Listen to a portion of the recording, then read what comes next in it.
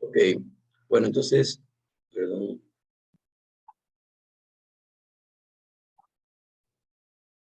En esta clase vamos a revisar un tema que en realidad se aplica para cualquiera de los métodos de valoración, para evaluación de proyectos, en realidad para cualquier modelo financiero que tiene un resultado y que depende de variables de entrada, ¿ok?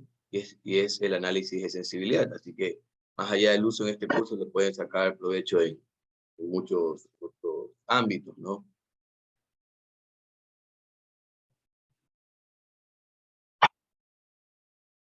Entonces, como les decía, nosotros podemos tener un modelo, ¿sí? Que aquí está representado básicamente con algún archivo Excel, alguna hoja de cálculo, que tiene supuestos de entrada, ¿ok? O inputs. Aquí he puesto, por ejemplo, cantidad vendida, precios, crecimiento esperado, costos, estructura de deuda, ¿verdad? Ayer les hablaba de cómo el modelo el método de valor presente ajustado podría ser utilizado para determinar endeudamiento óptimo. Así que, por ejemplo, estructura de deuda o nivel de deuda puede ser una variable de entrada, ¿ok?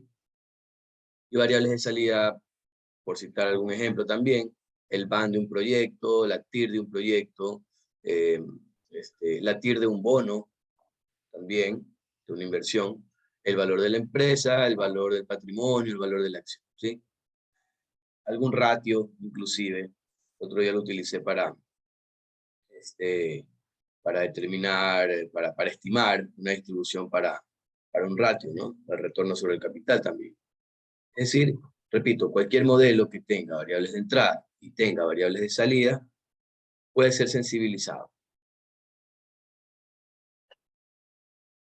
Lo importante, una cosa clave aquí es que este modelo esté bien hecho en el sentido de que estas variables estén bien relacionadas entre sí y que además estén bien relacionadas con la variable de resultado. Si esa relación falla, ¿verdad? Porque en algún momento me olvidé de referenciar alguna celda y escribí directamente el valor.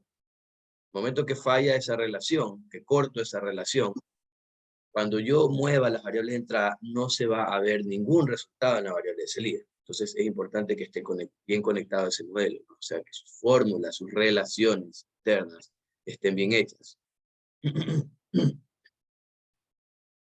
Entonces voy a empezar por análisis más sencillo y voy a terminar con la simulación de Monte Carlo, que es sobre lo cual van a tener que hacer el caso 2.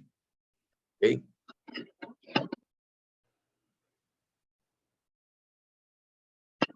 El análisis de escenarios es un análisis multidimensional.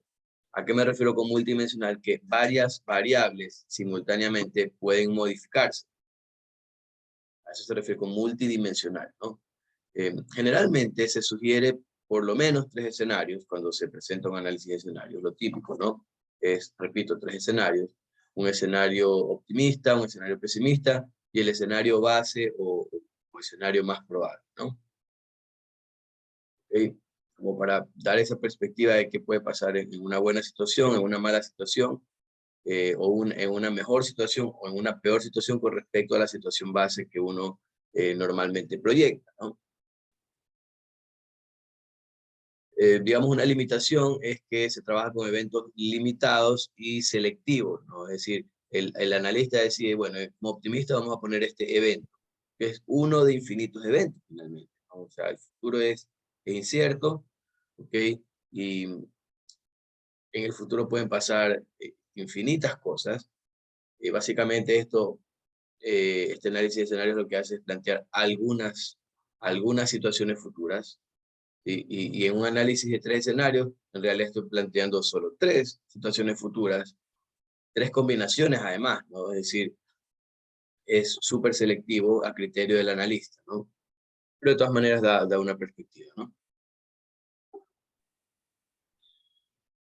Adicionalmente, digamos, para que esté completo el análisis, se debería procurar asignar probabilidades a cada escenario para finalmente obtener un valor esperado de la variable de salida. Yo les mostraba ayer en la metodología de Diageo que ellos digamos, no se enfocaban en el análisis de las probabilidades, un planteamiento de probabilidades para cada escenario, Simplemente, cuando planteaban escenarios para alguna valoración, ¿ok? Promediaban los resultados de los escenarios y de esa manera proporcionaban una estimación como valor esperado. Pero repito, no asignaban probabilidades a los escenarios. O en otras palabras, le daban igual probabilidad a cada escenario. No asignar probabilidades es como y sacar un promedio simple. El promedio simple en el fondo lo que está haciendo es darle igual probabilidad a cada escenario. ¿Okay? Sí. Esta es la fórmula, ¿verdad? Típica de valor esperado, perdón, de valor esperado de una variable aleatoria, discreta. ¿Sí? X vendría a ser la variable aleatoria, que en nuestro caso debería ser una variable de salida, como por ejemplo el valor de la empresa o el valor del patrimonio. ¿Ya? En un proyecto puede ser el BAN o la TIR. Esta sería nuestra variable de salida, ¿no? X. Y X puede tomar K valores, que son el número de escenarios que ustedes decidan proponer, ¿no? Entonces, cada escenario, o sea, cada valor de X, ¿okay? Resultante de cada escenario, se debería multiplicar por la probabilidad de dicho escenario. Luego, después de multiplicarlo por la probabilidad, se suma. El promedio ponderado es la fórmula de valor esperado de una variable discreta. Estadística, ¿no? ¿Okay? Entonces, fíjense que cuando se saca un promedio simple, lo que se hace es sumar todos los valores de X, ¿verdad? Y dividirlos para N. Dividirlos para N, ¿no? Es decir, en otras palabras, la probabilidad que se está asignando es 1 sobre N. Veo que en el chat alguien tenía problemas con ingresar a ese link que yo puse. Ya puedo ingresar. Sí, estaba aquí Carlos. Carlos me parece que tenía un problema para ingresar. No, profe, dice que sigue teniendo problemas, que no puede ingresar. Es raro. Es raro Le porque... pide como un código. Solo que... qué raro.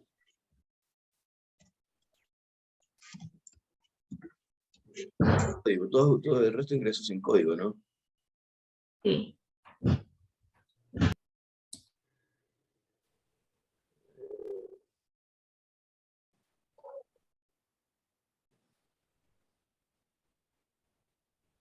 A ver.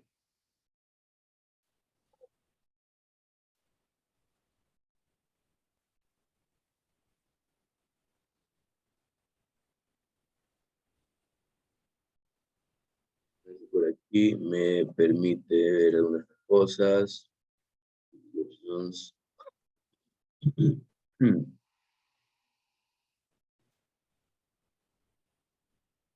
A ver, voy a copiar aquí, no sé por qué, pero bueno, por si acaso esto se firma. Le voy a mandar una foto aquí de esto.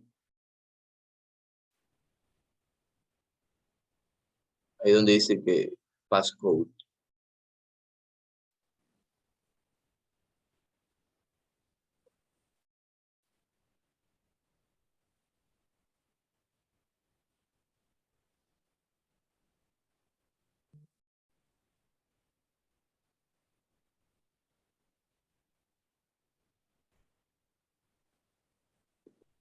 Ahí le mandé, no sé si eso sirve, ese passcode que me sale allí en la información de la reunión para ver si le sirve, ¿ya?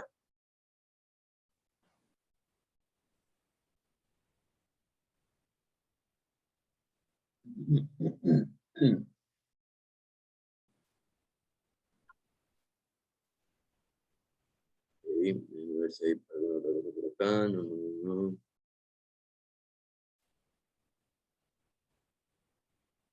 Esperemos que pueda entrar. Ok. Entonces, como les decía, este es el análisis de escenarios, ¿no? Que lo vamos a realizar también. Aquí un ejemplo tomado de una estructuración financiera. ¿Okay? La estructuración financiera, por ejemplo, no sé si todos están familiarizados con este tipo de informe, ¿sí? Pero es una proyección financiera que se hace sobre la estructura de algún título, como un bono, por ejemplo, o una titularización, en donde se debe mostrar la capacidad del emisor de hacer frente a las obligaciones. Es decir, de poder pagar los flujos futuros que se está comprometiendo a pagar con ese título, ¿no? Es decir, más o menos como lo que hicimos con el flujo de caja del accionista. El flujo de caja del accionista es un flujo que permite ver capacidad de pago de los pasivos, porque ustedes saben que el flujo de caja del accionista muestra ya el flujo remanente, lo que queda después de que la empresa cubra sus inversiones, sus costos, gastos, etcétera, impuestos, incluso después de pagar a la deuda. Entonces, puede mostrar, en una estructuración financiera se puede mostrar ese tipo de flujo y de esa manera demostrar que el emisor está en capacidad, ¿sí? De pagar a los acreedores, ¿no? De pagar los intereses prometidos y las amortizaciones de capital.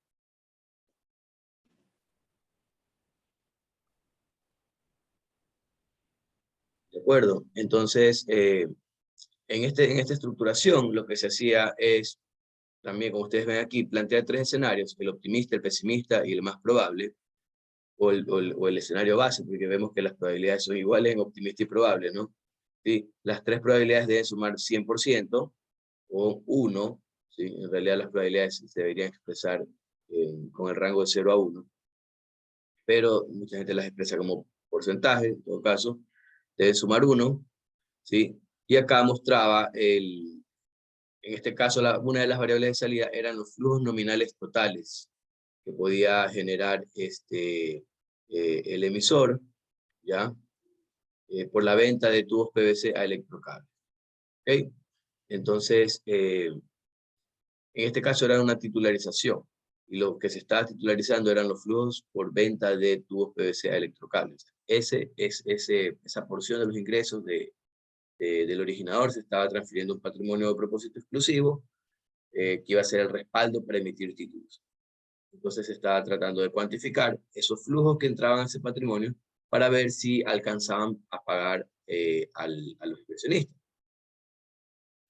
Entonces, bueno, aquí están los flujos nominales, acá los flujos en valor presente, ¿ok? Y acá vemos el promedio ponderado, que es básicamente el valor esperado, ¿sí? El promedio ponderado lo que hace es multiplicar el flujo de cada escenario por las respectivas probabilidades, y eso le debería dar esto, ¿ya? Entonces vemos que es algo que se usa incluso, me parece que en la ley de mercado de valores, o en uno de los reglamentos, exige por lo menos 3 escenarios, ¿sí? Exige por lo menos 3 escenarios como parte de la sensibilización que se debe hacer en la estructuración.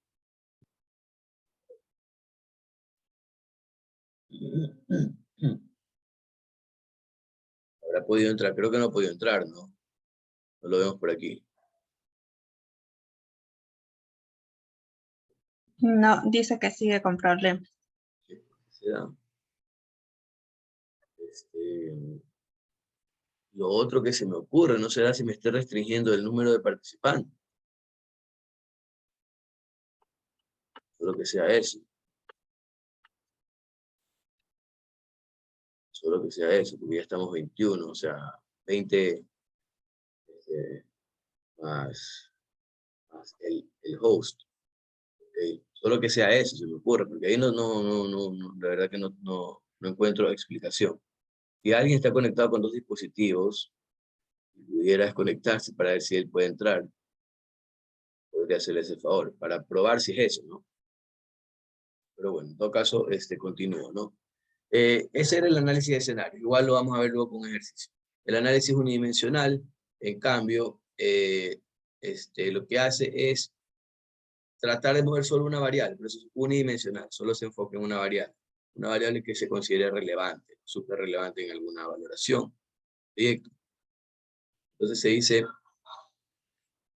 ¿qué tanto puede bajar o qué tanto puede subir esa variable para alcanzar un resultado deseado en la variable de salida? ¿Qué tanto puede variar? Repito, ¿qué tanto puede bajar o qué tanto puede subir una variable de entrada para obtener un resultado deseado en la variable de salida? Por ejemplo, miren la primera pregunta que pongo así de modo ilustrativo, ¿no? Sabemos que, yo les decía, precio puede ser el precio de los productos vendidos puede ser una variable de entrada. El BAN puede ser una variable de salida en un proyecto, o sea, de hecho, es la variable de salida en un proyecto, el BAN del proyecto, ¿no? Entonces yo podría, ceteris paribus, manteniendo todo lo demás constante, calcular cuál podría ser el precio mínimo para que el BAN sea por lo menos cero, ¿ya?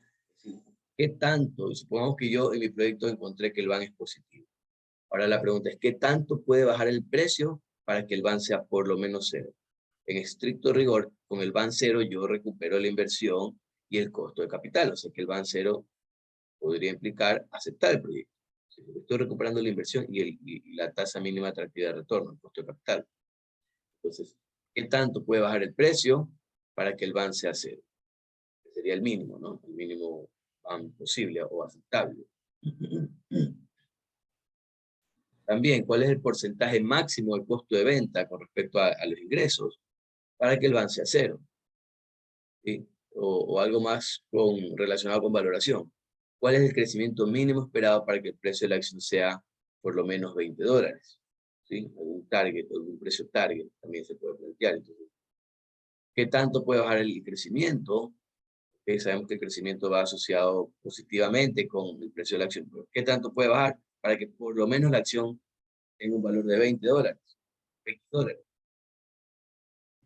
En fin, de eso se trata, ¿no? De mover una variable, tratar de moverla al máximo, ya sea hacia abajo o hacia arriba, para lograr un resultado deseado con una de las variables de salida.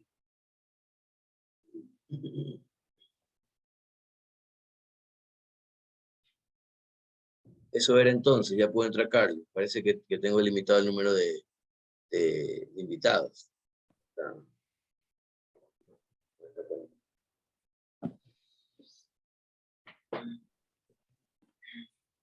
Listo. Déjeme pedirle, repito, voy a pedir que pruebe en qué momento ya puede entrar a su serie. Ya entró, profe.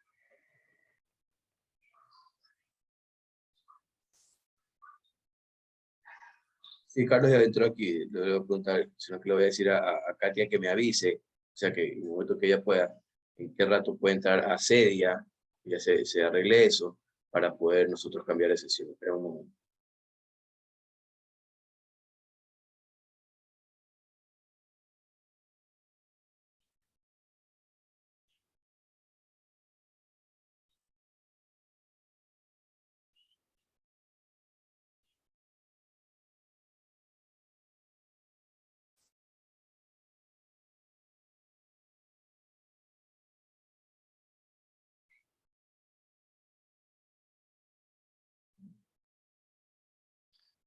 Bueno, seguimos entonces. Ahora sí, vamos al estrella aquí de la sensibilización, que es la simulación de Monte Carlo.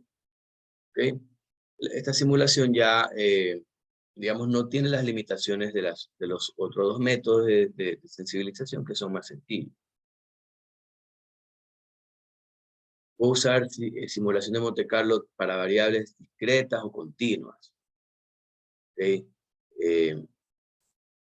Necesitamos asumir distribuciones de probabilidad para las variables de entrada relevantes, ¿no? En lo posible, tener registros de datos históricos de estas variables de entrada para poder utilizar su comportamiento pasado, ¿sí? Como input para que asimismo se simule su comportamiento futuro. Básicamente, el tema es que la simulación de Monte Carlo permite reflejar muchísimos escenarios. Generalmente yo le pongo por lo menos 10.000 escenarios. ¿Ya? Entonces, imagínense, ya no tengo yo que andar creando manualmente un escenario positivo, otro optimista. Puedo crear un rango de escenarios, como les digo, 1.000, 10.000, 5.000 escenarios, pero la clave está aquí en asumir para las variables de entrada alguna distribución de probabilidad. ¿Sí? Ya lo vamos a ver también algunas directrices, no es una clase estadística, y yo entiendo que no todos dominan estos temas, pero al menos algunas directrices, cómo se usa el programa, ¿sí? De manera que se lo pueda aplicar, al menos con las distribuciones más comunes, ¿no? Entonces, imagínense que para cada uno de estos miles de escenarios, yo voy a tener un resultado, ¿verdad? De la variable de salida. Voy a tener, si son 10.000 escenarios que yo he generado, voy a tener 10.000 valores de empresa. Eso me va a permitir luego, con esos 10.000 valores de empresa, mostrar un histograma, ¿ya? Para ver los rangos más probables en los que estaría el valor de la empresa. Digamos, una de las claves de la sensibilización en general, ya sea escenarios, o sea, simulación de Monte Carlo, es que me permite ver otros valores probables para el valor de la empresa o para el valor del patrimonio. ¿De acuerdo?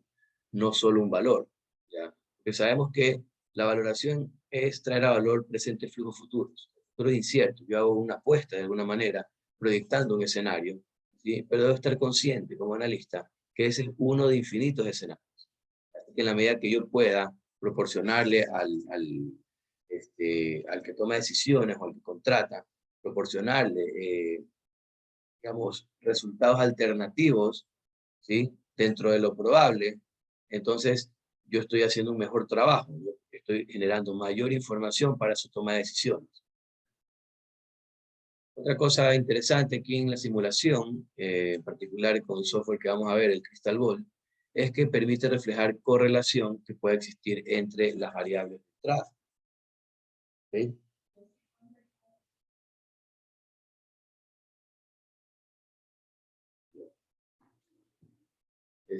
Termino de explicar esta parte y haremos la prueba para meternos a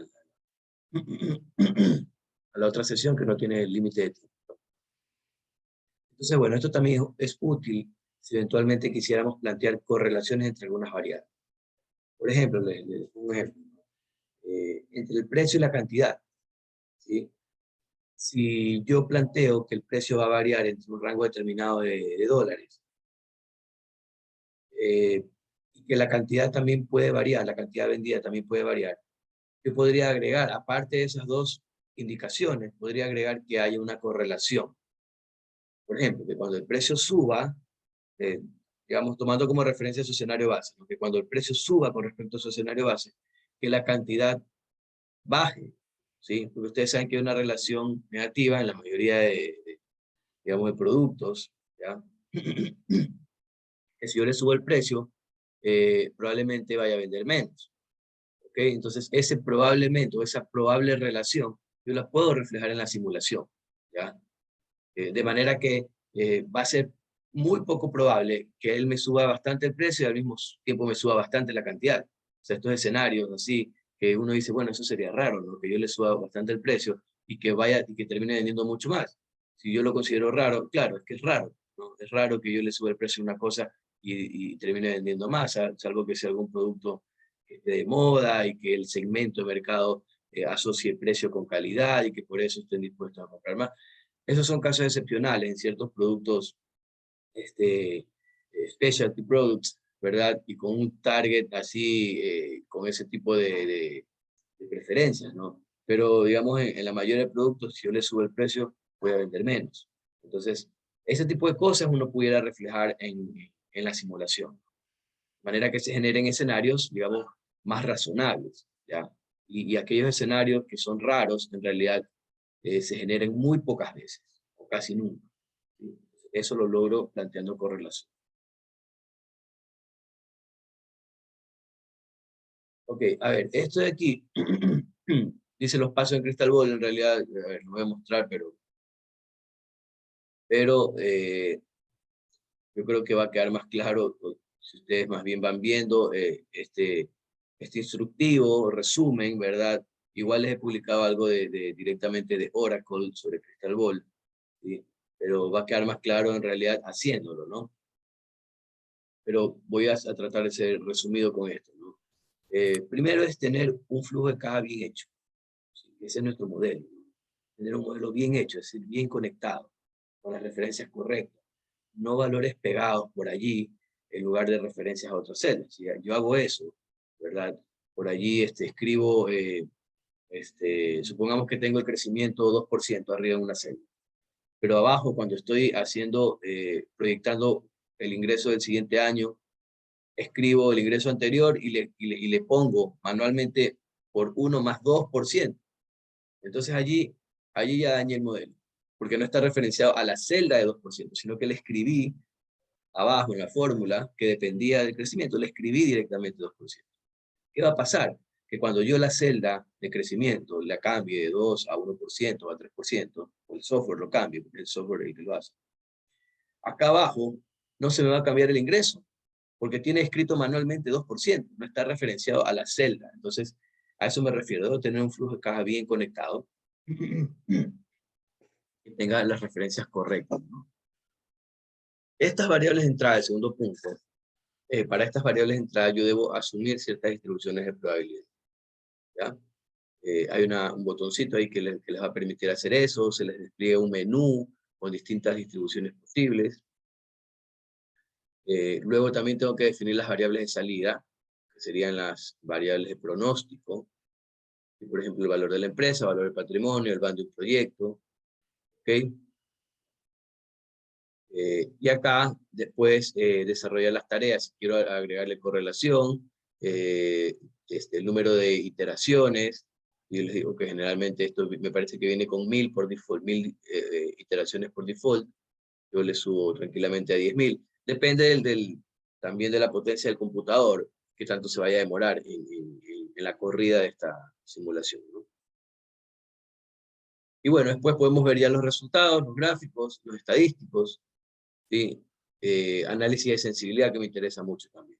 Básicamente, ver qué tanto depende la variable de salida de cada una de las variables de entrada. ¿Ok?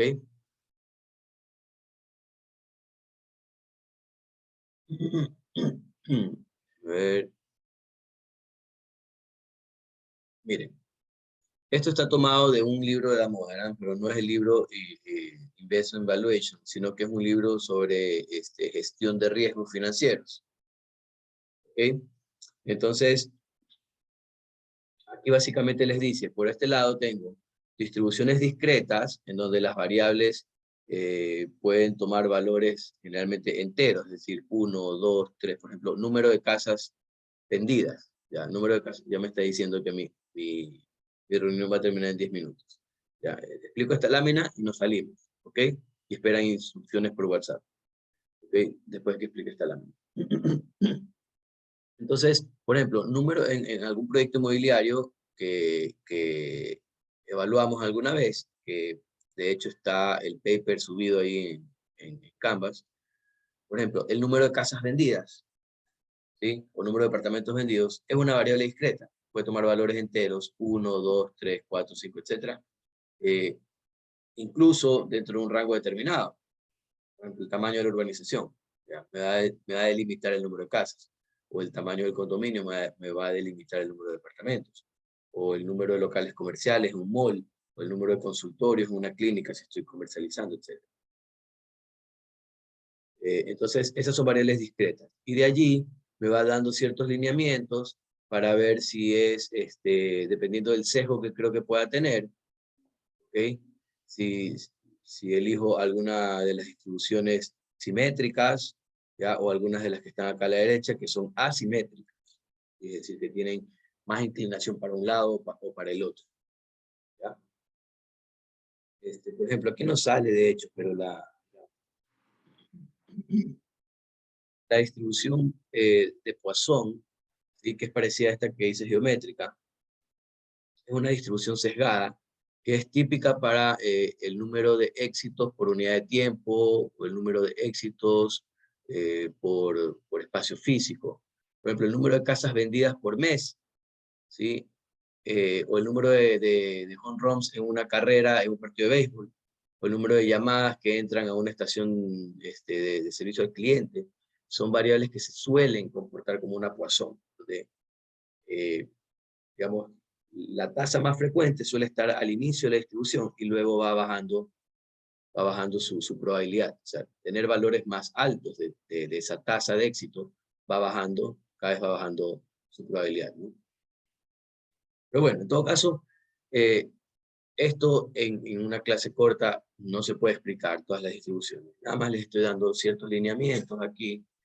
Pueden leer, está al final en las referencias, señalado el capítulo de este libro, que lo pueden encontrar en la página de Damora. En la página de Damora encuentran todos los, digamos, sus libros por capítulos, se los pueden descargar. Acá, en cambio, tengo distribuciones continuas, en donde la variable puede tomar infinitos valores dentro de un rango, o el rango puede ser ilimitado también. Por ejemplo, la distribución normal, típica, distribución uniforme continua, típica también. Esta triangular es bastante utilizada, por ejemplo, Zapagni, en su libro de proyectos, cuando habla de simulación, también la propone bastante, ¿no? Él dice que tienes un valor más probable, tu escenario base, luego tienes un escenario negativo y un escenario positivo, ¿sí? O digamos el escenario pesimista y el escenario optimista. Si no tienes, digamos, suficiente información como para ver cómo sería la distribución, con una triangular puedes simular, dándole más probabilidad al escenario base, teniendo estos extremos, y que la simulación corra valores en ese rango, ¿sí? Pero con esa forma, ¿no? Dándole más probabilidad a los valores cercanos al escenario más probable. ¿Ok? Acá tenemos otras distribuciones que ya son sesgadas o asimétricas, ¿sí? Que también se pueden usar. En todo caso, repito, esto ya implicaría un análisis o que estudien un poco más este tema de las distribuciones de probabilidad, ¿sí? Una herramienta útil que tiene Crystal Ball es que si tú tienes datos históricos de una variable, tú los ingresas. Crystal Ball te dice, ok, analizando estos datos, te dice, esto se parece a tal distribución. Entonces, por eso yo al inicio les decía, lo ideal sería tener datos históricos de las variables entradas, ¿sí? Si no tenemos datos históricos, toca asumir alguna de las distribuciones que suelen ser más comunes, ¿no? En los eventos, digamos, de la vida real. Pero si hubiera, repito, los datos históricos, sería lo ideal, porque yo le puedo decir Crystal Ball que replique ese movimiento pasado para la proyección. ¿Ok? Listo. Entonces, voy a cerrar esta sesión, voy a tratar de abrir la otra y les aviso por WhatsApp si logro hacerlo, o si no, abrimos otra de estas, ¿no? ¿Ok? Así que nos vemos en un rato. Ya les aviso por WhatsApp. Ok, perfecto.